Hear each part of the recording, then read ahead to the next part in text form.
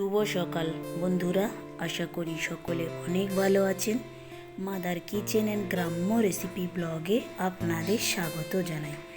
বরাবরের মতো আজও একটা নতুন ভিডিও নিয়ে হাজির হয়েছি আপনাদের সামনে।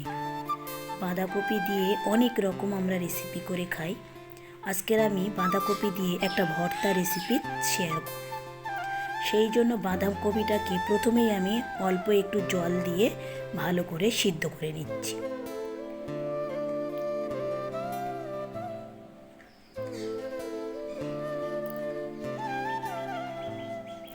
আমার মতো করে আপনারাও একবার বাড়িতে এইভাবে বাঁধাকপির ভর্তা রেসিপিটা করে দেখবেন, খেতে অসাধারণ হবে।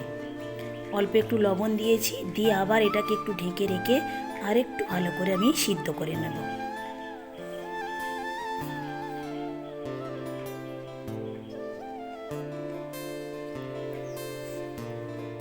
পুরো সব জলটা মরে গিয়েছে আর কপিটাও আমার সিদ্ধ হয়ে গিয়েছে।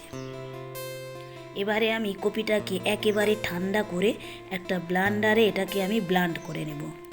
আপনারা চাইলে এটাকে শিলে ভালো করে মিহি করে বেটে নেবেন।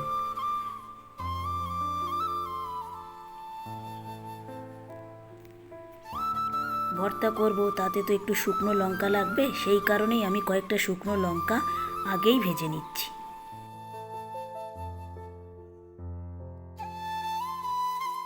আপনারা যে যেরকম ঝাল পছন্দ করেন আপনাদের স্বাদ অনুযায়ী বা ইচ্ছা অনুযায়ী ব্যবহার করবেন।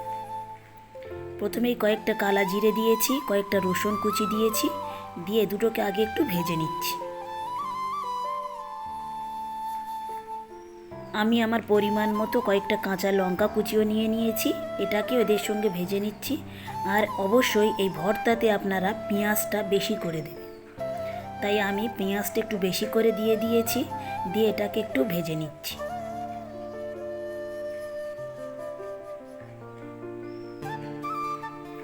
একটা মিডিয়াম সাইজের টমেটো কেটে দিয়েছি, যাতে ভর্তাটা আরও বেশি সুন্দর হয়।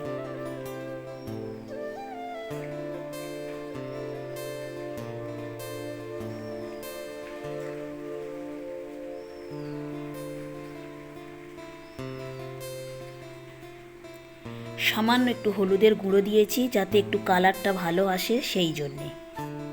আপনারা চাইলে নাও দিতে পারেন। এবারে আমি বাঁধাকপি বাটাটা দিয়ে দিয়েছি।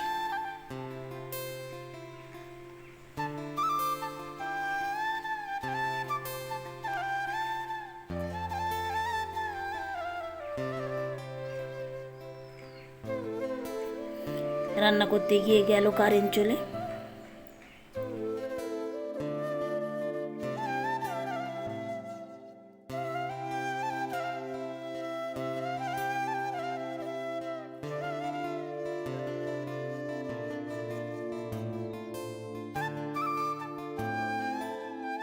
প্রথমে যে লঙ্কাগুলো আমি ভেজে রেখেছিলাম সেই লঙ্কাগুলো একটু হাতে ডলে এই ভর্তাতে আমি দিয়ে দিয়েছি।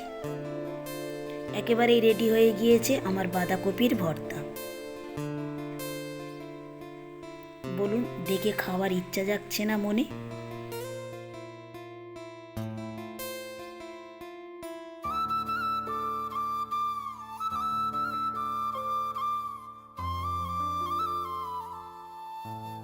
যেগুলো বাঁধাকপির মতো দেখাচ্ছে এগুলো সবগুলোই কিন্তু পেঁয়াজ। বাঁধাকপিগুলো একেবারে পেঁয়াজের সঙ্গে একদম মাখা মাখা হয়ে গিয়েছে।